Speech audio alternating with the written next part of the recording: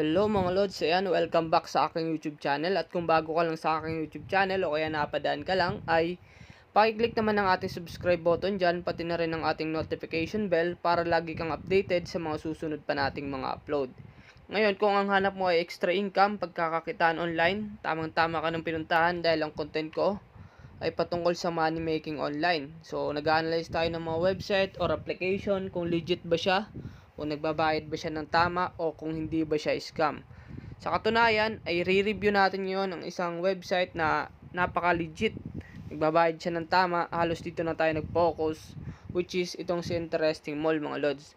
Si Interesting Mall mga lods, para sa wala pang account dito kay Interesting Mall, yung link ng Interesting Mall mga lods, ilinagay ko sa ating description para kung gusto nyo gumawa ng account, hindi na kayo mahirapan maganap, okay? So, kung ready na kayo mga lods, ay magbibigay tayo ng isa na namang malupit na farming tricks dito kay Interesting Mall at talaga naman napaka daling aralin, napaka-effective at talagang magagamit nyo na kaagad. Kung ready na kayo mga lods, ay pumunta na tayo ngayon sa ating Interesting Mall at ituturo ko sa inyo isang tricks na napakalupit, okay? So, ano pang hinihintay natin mga lods? Puntahan na tayo sa ating Interesting Mall, okay? At ayan mga lods, nandito na tayo ngayon sa aking main account sa Interesting Mall. At mayroon na naman akong bagong ituturong farming tricks sa inyo na talaga naman napaka-effective at mapapakinabangan nyo na kagad dahil napakadali lang aralin nito. So, kailangan mo lang dito ng tamang tiyaga o tamang paghihintay para magamit mo ng tama yung tricks na to mga lods, okay? So, kung ready na kayo ay pupunta tayo dito sa ating price opening record para makita natin yung result, okay? Ayan. So, ito yung charting mga lods. So, itong ituturo ko sa inyo mga lods ay magandang tricks to. So, napakaswerte nyo kapag gaganto yung chart mga lods. Kasi ang tricks na to mga lods, ito yung paano kung sumabay sa trend at kung paano manalo mga lods, okay? Sa ganito pagkakataon yung pinakamagandang oras ng paglalaro. So, gabi kayo maglalaro kung sakaling gagamitin yung tricks na to mga lods. Ang tricks na to mga lods, ito yung third layer tricks. So, ano nga ba yung third layer tricks mga lods? Hihintayin mo may dalawang pumatong mga lods. Okay? So, ibig sabihin, sa ganito, hindi ka maglalaro. Ganyan, hindi ka maglalaro. So, halimbawa, ganyan, may dalawang even na lumabas mga lods. Ang gagawin mo lang, papatungan mo ng papatungan yan hanggang sa lumabas yung ad mga lods. Okay? So, ibig sabihin, tatamaan mo to lahat. Tatamaan mo lahat yan. Tapos, pag lumabas yung ad, hindi ka muna tataya mga lods. Hihintayin mo may pumatong na dalawa, okay? So, ito, pumatong na dalawa. So, tataya ka ng even dyan. Siyempre, matatalo ka mga lods dahil hindi pumatong, hanggang dalawa lang siya.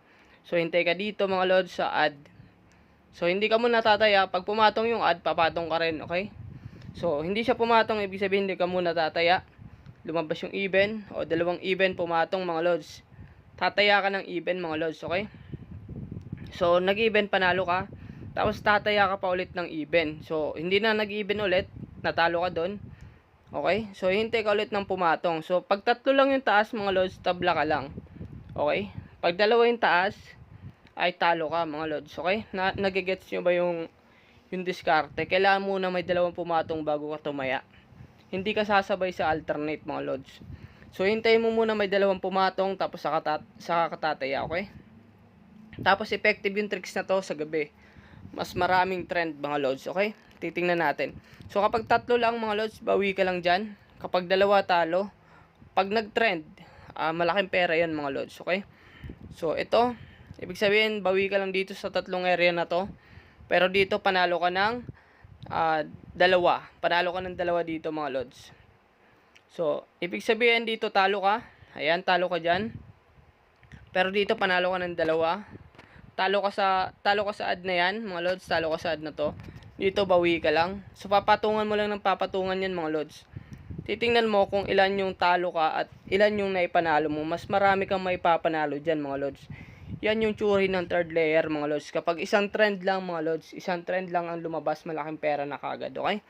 So, hindi mo aalisan. Basta may dalawang patong, papatungan mo lang ng papatungan hanggang sa bumaliktad. Huwag ka matakot.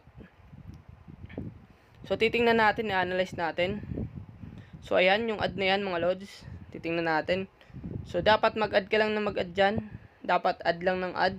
Kahit na lumabas yung even dyan, huwag ka matakot. So, ayan, nag-even na nga. Pero dito, panalo ka na ng isa dito mga lods. Ayan. Kasi pag tatlong patong lang, bawi ka lang. Pero umapat na patong, ibig sabihin ay panalo ka dyan, okay? Panalo ka ng isa dyan sa laban na yan. Dito sa area na to, talo ka. Dito panalo ka ng dalawa. Talo ka dito, panalo ka ng dalawa, bawi ka lang dito. So napakagandang tricks nito kapag may dalawang pumatong, ay papatungan mo lang ulit. Pag tatlo lang yung taas, tabla ka lang. Pag apat, panalo ka ng isa. Pag lima, panalo ka ng dalawa, okay? Napakaganda. Pag dalawa, talo ka.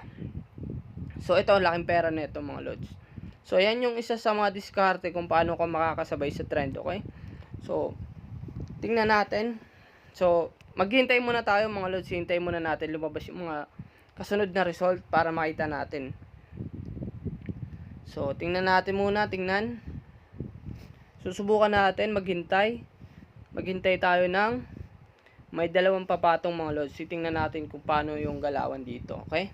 So pagka ganyan mga lods, walang pumapatong, medyo waiting ka lang dyan, okay? Huwag kang maiinip. Hintayin mo muna may pumatong mga lods, okay?